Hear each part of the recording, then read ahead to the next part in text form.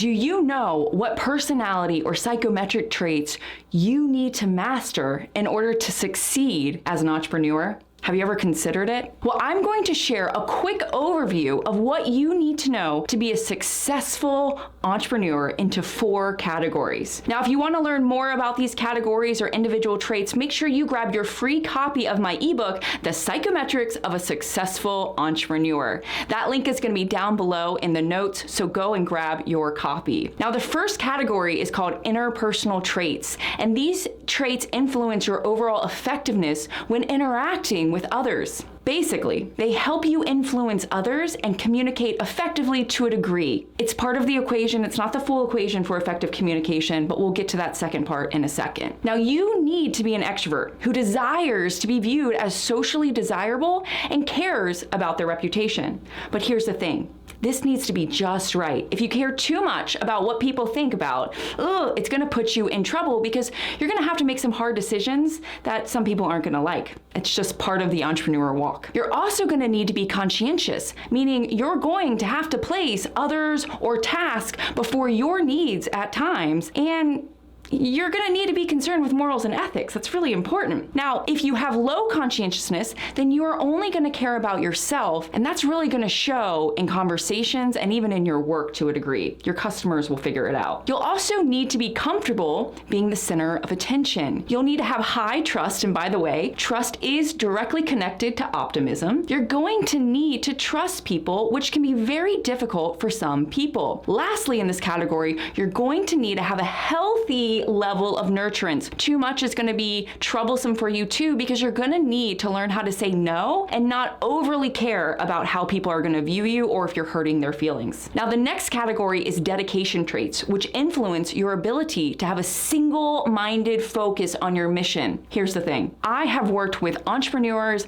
and high performers for the last 7 years. And the more double-minded you are about your mission or what you're trying to accomplish, the harder it is to get any movement forward. You'll get a lot of lateral movement, but not a lot of forward movement. It's important that you are highly ambitious, but not driven by greed. In order to achieve your goals, you will need a lot of energy and endurance to sustain that effort. If you have a lot of goals, but no energy to accomplish them, that's okay, but you're gonna need to have a hard talk with yourself. It's also gonna be really important you're assertive. Knowing when to strategically be confident or confrontational, and at times even forceful, is important. Entrepreneurs get a lot of pushback. If you're going to be successful, you're also going to need to be assertive. You're going to need to be bold. And boldness is your willingness to be uncomfortable and try new things. Sometimes being an entrepreneur is throwing spaghetti on the wall to see what works, especially in the beginning phases. And sometimes all your plans fail. But are you bold and optimistic enough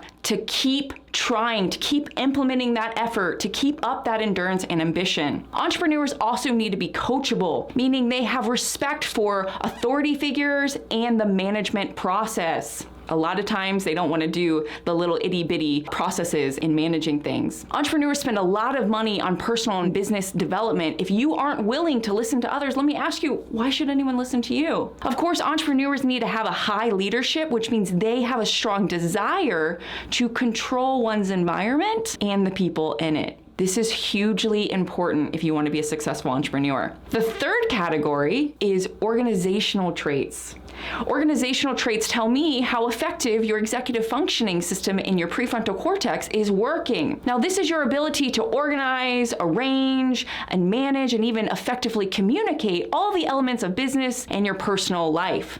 You're going to need to have strong intellectual capabilities. High structure is important, meaning you can organize your thoughts and actions effectively and efficiently and congruently to your mission. You will also need high order. Organization is important in business, and high flexibility that allows you to adapt and adapt quickly is also crucial. It's also important for entrepreneurs to be moderately to highly creative. Now, when I say creative, I'm meaning being open and willing to experiment and even innovate. Lastly, you'll need to be responsible, meaning you're willing to take the consequences for your actions and your words. You're not blaming anyone else, you're taking accountability. Now, the last category is is intrapersonal or self-discipline traits. These traits influence your perseverance, your emotional regulation abilities, and how you cope with stress. Here's the thing.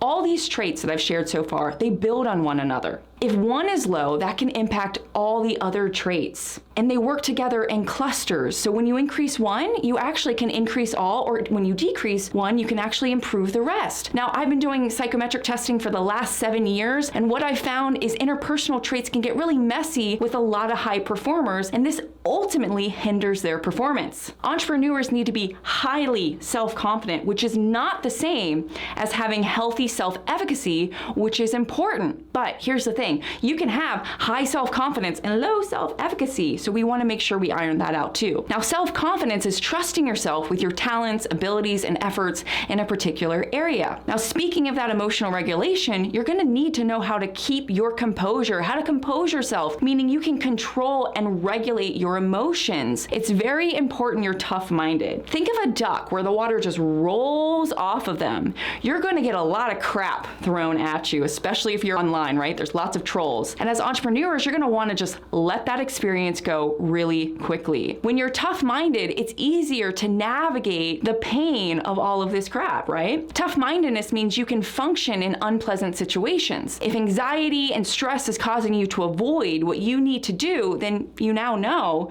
you have some work to do in the arena of your tough-mindedness. Entrepreneurs also need a healthy level of high autonomy. But here's the thing, too high means you're self-righteous and no one's going to want to work with you. And too low means you need other people to tell you what to do, right? You need instructions from others. And it's really important for entrepreneurs to learn how to be content where you are in the journey, because satisfaction and happiness are important elements in helping you fulfill your mission. Now, lastly, you will need to have high control or high discipline, because discipline is what's going to get the stuff done. Okay, I've shared with you 24 traits you need to master if you want to be a successful entrepreneur. If you want to learn more about what psychometric traits you have and where you fall in comparison to what I've shared with you, make sure you take the performance development assessment, which scores you in 23 psychometrics. I don't score for IQ. That's that alertness intellect trait that I mentioned in the 4th category. But make sure you take that performance development assessment. That link is also below. And don't forget about your free copy of the Psychometrics of a Successful Entrepreneur. That's also down below. I've given you a quick overview of what you need to master. My name is Liz. I'm an executive performance coach with a 99.6% success rate. And let me tell you, I am so rooting for you, but make sure you subscribe to stay up to date with my latest content.